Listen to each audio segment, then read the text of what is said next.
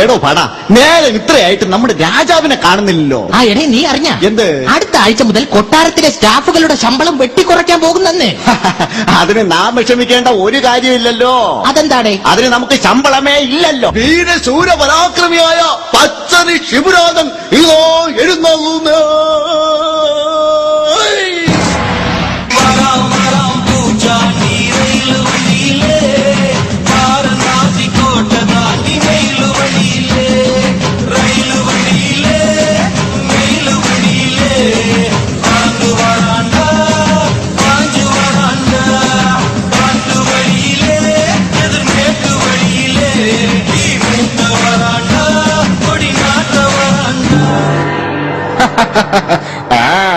ഈ വണ്ടി കൊണ്ടുപോയി പാർക്ക് ചെയ്യൂ.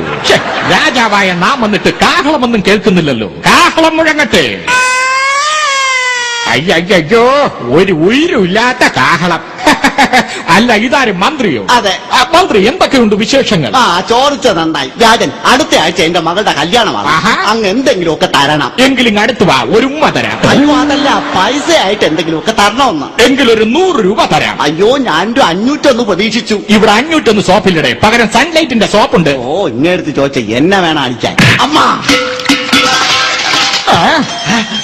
എന്താ രാജ അകത്തൊരു ബഹളം? എടോ മന്ത്രി, തനിക്കറിയാമല്ലോ എന്റെ സ്വന്തം റാണിയെ അവളെ സ്നേഹിച്ച് കൊതി തീരുന്നതിന് മുമ്പ് അവളുടെ ശരീരത്ത് നീലി എന്ന കൊടിയ ബാധ കയറി. അതിനെ എങ്ങനെയെങ്കിലും ഒഴിപ്പിക്കണം, എന്നാലേ എന്റെ ദുഃഖം തീരൂടെ. രാജൻ, അങ്ങയുടെ ഈ ദുഃഖത്തിൽ നിന്നും കരകയറ്റാൻ ഒരു ഗായകൻ പുറത്തു വന്ന് കാത്തു നിൽക്കുന്നു. എന്താ പേര്? മുഹമ്മദ് റാഫി. ലോക്കലാണോ? അല്ല, ലോക്കലാ, തറ. അതല്ലടേ, അടിപൊളി ഗായകനാണോ എന്ന്? പിന്നെ നാക്കുമുക്കൊക്കെ പാടും. ആണോ? എങ്കിൽ അവനെ വരാൻ പറയൂ. ഇങ്ങോട്ട് വരുവാടാ, രാജാവതാ വിളിക്കുന്നു. പാടി തള്ളിക്കൊടുക.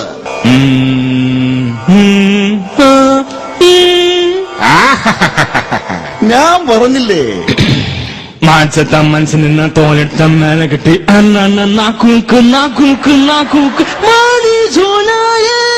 നിർത്തണം. ഡാനിയ, ഇങ്ങ് വാ.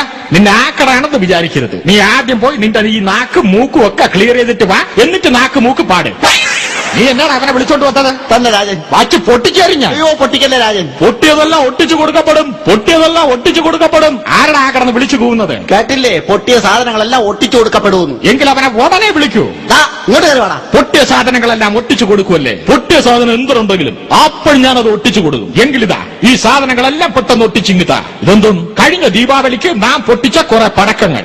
നീ പെട്ടെന്ന് ഒട്ടിച്ചു തന്നാലേ അടുത്ത ദീപാവലിക്ക് നമുക്കിത് പൊട്ടിക്കാൻ പറ്റൂ. ഇറങ്ങി പോരാ. ഒട്ടിച്ചതെല്ലാം ഒട്ടിച്ചു കൊടുക്കുമെന്നവൻ.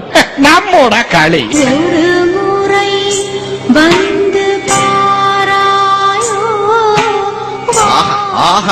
രാജൻ, നല്ല ശ്രുതിമധുരമായ ഗാനം കേൾക്കുന്നു. ആരാ ഈ പാടുന്നത്? ചെന്ന് കയറിക്കൊടറേ. എന്റെ പെണ്ണും പിള്ള, അവക്ക് ബാധ കയറുമ്പോൾ അവള് പാടുന്നതാ. ബാധ കൂടുമ്പോ ഇത്ര മനോഹരമായിട്ട് പാടാൻ പറ്റുമോ? പിന്നെ ഇപ്പൊ എനിക്കൊരു കാര്യം മനസ്സിലായി. എന്തോന്ന്? ബാധ കൂടുന്ന പിള്ളേരാണ് ഈ പാട്ടിന്റെ റിയാലിറ്റി ഷോയിൽ പങ്കെടുക്കുന്നതെന്ന്. രാജൻ, രാജൻ, എന്താണ് കിടന്ന് വിളിച്ചു പോകുന്നത്?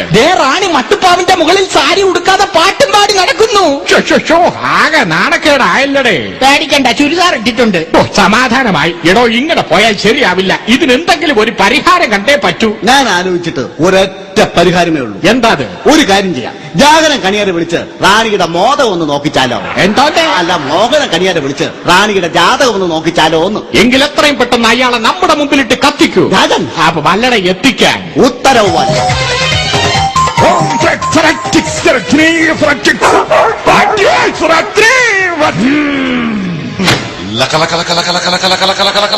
അങ്ങഎന്താ വരാൻ താമസിച്ചത്? വരുന്ന വഴിക്ക് ഞാനൊരു കുളിസിയും കണ്ടടേ. കുളിസിയും കണ്ടതിന്റെ താരെന്തിനാണോ കരയുന്നത്? പിന്നെ ചത്തവനെ കുളിപ്പിക്കുന്നത് കണ്ടാ നിന്ന് ചിരിക്കൂ. എന്റെ പൊന്നു ഗുരു, എത്രയും വേഗം എന്റെ ഭാര്യയുടെ ദേഹത്ത് കൂടിയിരിക്കുന്ന നീലി എന്ന കൊടിയ ബാധയെ അങ്ങ് ഒഴിപ്പിച്ചു തരണം. ഇനി വൈകിക്കണ്ട. ബാധ കയറിയ നിങ്ങളുടെ ഭാര്യയെ ഞാൻ ഈ കളത്തിലേക്ക് ആവാഹിക്കാൻ പോവുകയാണ്. താം തരകിട ധീം തരകിട തോം തരകിട നം തരകിട തരകിട ദിത്തി തരകിട തോം തോം തരകിട നം നം തരകിട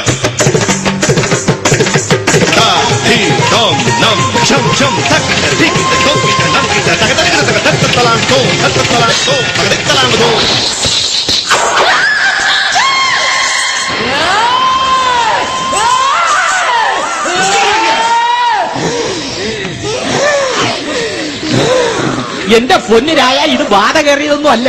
റാണിക്ക് വലിവിന്റെ അസുഖമുണ്ട്. കണ്ടില്ലേ നിന്ന് വലിക്കുന്നത്?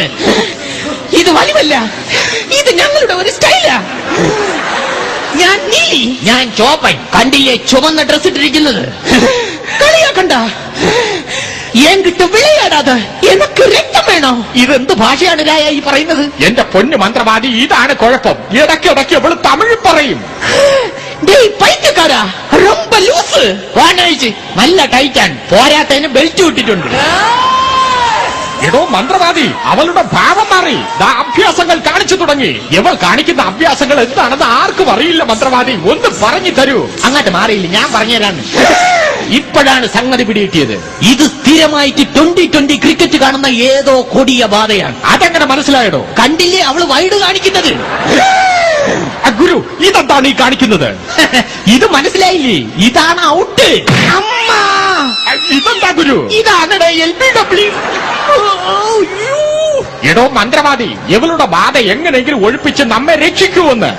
ശരി, നീ ഒഴിഞ്ഞു പോകുന്നോ ഇല്ലയോ? ഇല്ല, ഞാൻ ഒഴിഞ്ഞു പോകില്ല. എനിക്ക് ബ്ലഡ് വേണം. നമുക്ക് ഒഴിപ്പിക്കൽ ചടങ്ങിലേക്ക് കടക്കാം.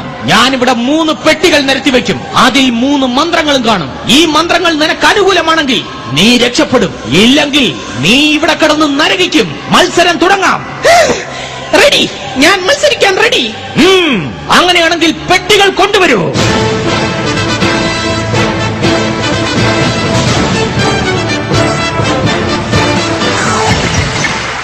ഇനി നിനക്ക് ഇതിൽ നിന്നും ഒരു പെട്ടി സെലക്ട് ചെയ്യാം. സെലക്ട് ചെയ്യൂ. പെട്ടി നമ്പർ 2. പെട്ടി തുറക്കൂ. ജാമ്പക തോട്ടത്തിൽ വള്ളി പറിക്കാൻ പോയി. ഇതാണ് ഈ പെട്ടിയിലെ മന്ത്രം. നീലി, നീ രക്ഷപ്പെട്ടിരിക്കുന്നു.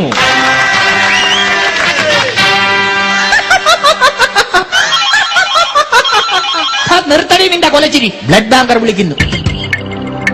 നീലി, നീ ഇപ്പോൾ ഈ ദേഹം വിട്ടു പോയാൽ നിനക്ക് 3 കുപ്പി ബ്ലഡ് തരാമെന്നാണ് ബ്ലഡ് ബാങ്കർ പറയുന്നത്. It is deal or no deal? No ഡീലി.